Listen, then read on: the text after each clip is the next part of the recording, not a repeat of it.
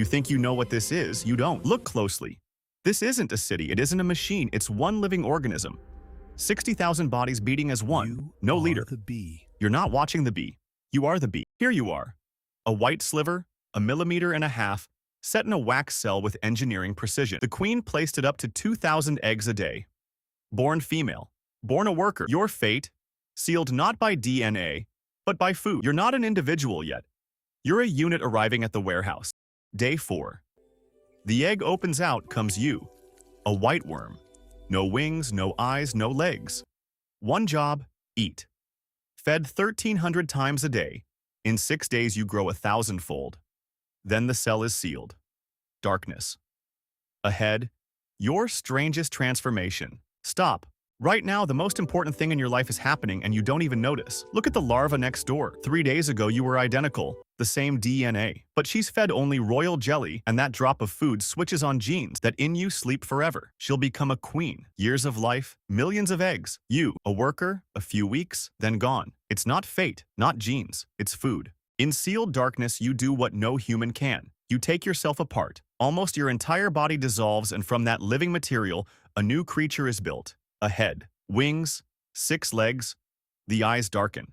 A sting grows where there was none. Warm. 12 days of silence then, you chew through the cap from inside. What climbs out shares nothing with the worm you were a week ago. Day 21. You chew through the cap and climb out for the first time soft, pale, wings still damp. Sisters groom you and pass you food, and with it, the queen's pheromone. Work, but never breed. In hours, you're part of something 1,000 times bigger. And your first job the dirtiest. Your first job isn't heroic. You're a cleaner, and it's the foundation of everything. The queen won't lay in a dirty cell. No clean cell, no egg. No egg, no new bee. So you polish cells spotless and groom mites and spores off your sisters. This is social immunity hygiene that stops disease before it starts. And if you smell a sick larva, you don't heal it. You drag it out. One sacrificed for thousands. There are no hospitals here. Only removal of the threat. A few days and your body itself says, time to change jobs. Special glands in your head fire up at full power. Now you're a nurse, the colony's living maternity ward. They make royal jelly, the very substance that decides fates. You bend over the larvae and feed them non-stop hundreds, thousands of times a day. You check each one. Moisture, temperature, growth. No breaks for fatigue. Precision guides A poorly every fed larva tiny becomes a care. weak worker for life. You feed the queen too, and through touch, you spread her pheromones across the hive. Through you, the queen speaks to the colony. Your value isn't in flight or combat. It's in precision. You shape the hive's army before it ever grows wings. The glands switch again now they make wax. You're a builder. Clear wax scales push from your abdomen, you chew them, warm them with your body, and shape hexagonal cells with engineering precision. Why hexagons? Maximum volume for minimum material with no gaps. And wax is costly kilos of honey for a single kilo of wax. You tilt the cells slightly upward, so nectar won't spill. You don't gather resources, you build the very infrastructure the whole organism rests on. Foragers bring nectar. But nectar isn't honey, yet a watery liquid that ferments fast. Turning it into winter stores is your job. You're a processor. A forager passes the nectar mouth to mouth, and you add enzymes, splitting the sugar and making acids that kill microbes. You preserve food with your own saliva. Then you evaporate the water from 80% down to 18%. Without this step, the hive dies in winter, no matter how much nectar comes in. There's a job on no poster about bees, yet without it, everything dies. You're a living climate control system. The brood needs exactly 35 degrees, and you have no thermostat, only wings and muscles. Too hot, you fan your wings and evaporate water, and the hive cools like sweating skin. Too cold, you huddle and vibrate, turning sugar into heat. And when a hornet breaks in, you wrap it in a ball of bodies and heat it to 47 degrees. You endure it, it doesn't. You're an air conditioner, a heater, and a thermal weapon in one body. In a healthy colony, death is a job someone has to do. That someone is you, the undertaker. In a warm hive, a corpse is a bacterial bomb. You know death by its smell. Seize your dead sister and drag her out. Without you, the hive becomes its own epidemic. Undertakers carry out the dead. But what if the corpse is a body you can't move? What if a mouse crept in and died a creature heavier than hundreds of your sisters? Then you step in, the resin bee. Your raw material isn't nectar, it's sticky resin from tree buds.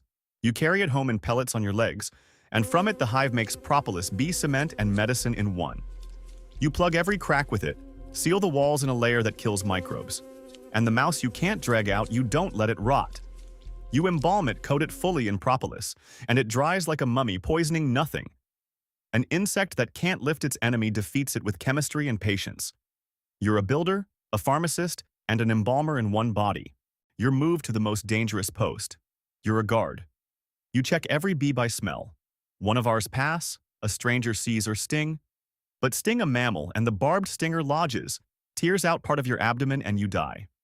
One sting and you're gone. Yet the colony is worth more than one body. The world keeps shifting. Flowers fade, routes go useless.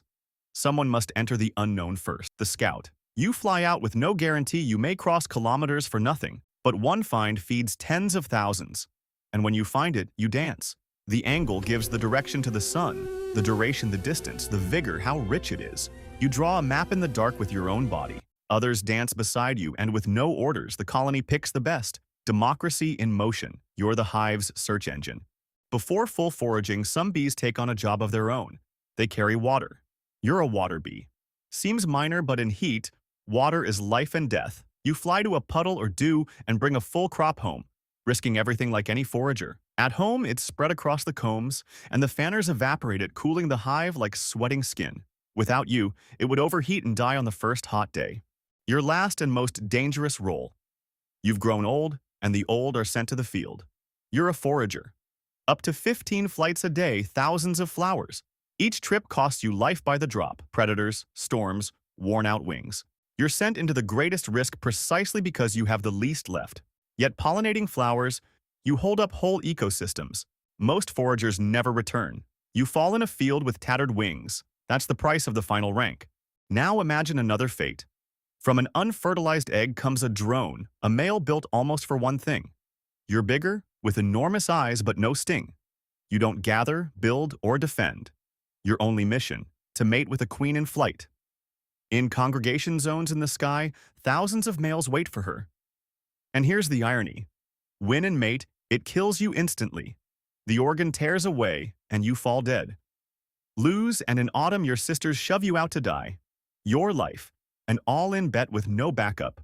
Fall ill, and they quietly raise a successor from a young larva. During swarming, new queens fight to the death for the throne. You're not just a creature, you're the organism's reproductive organ. All this time you thought of yourself as a single bee. Time to see the whole truth. Because when a hive grows strong enough, it does what no bee inside it can. It reproduces itself. This is swarming the superorganism's hardest decision. The colony raises a new queen and splits in two. The old queen and half the workers leave home and hang as a cluster on a branch. They have no home yet. Scouts search for cavities and vote for them by dancing, and thousands of bees, with no order given, fly to where consensus forms. One organism became two. This is the hive's true reproduction, not a new bee, but a new colony. You were one of them, a single cell in an eternal body, and nature is full of such superorganisms you've never even imagined. Subscribe and meet the next one.